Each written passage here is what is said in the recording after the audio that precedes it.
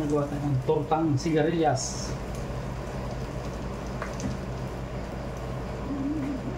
Hindi kasi kumakain mga bata ng gulay, kaya ginawa kong tortang sigarilyas. Ganyan gawin nyo sa mga gulay. Kakainin at kakainin ng mga bata yan. Hintayin natin mag golden brown.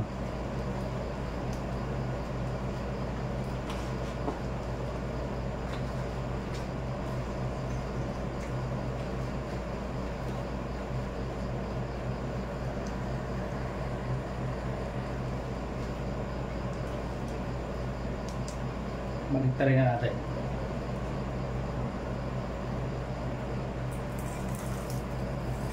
Oh, look at that.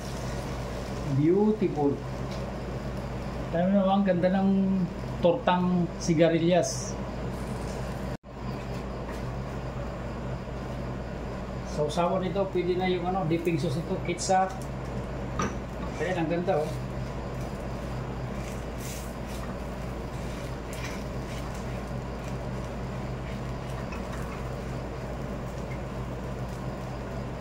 Mabaliktarin nyo lang para maganda nito. Kung naibigay nyo to, mga ganitong uri ng klase ng pagluto ng mga gulay, pwede nyo i-like and share.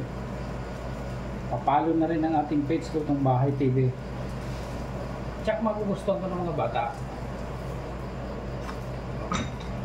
Yeah. Ganyan lang, golden brown. Ayos na yan mga tol. Good na good na yan. Pwede nyo gawin sa inyo, simple. Napakamura, itlog lang, kaunting harina, salt, pepper, garlic, onion, chow.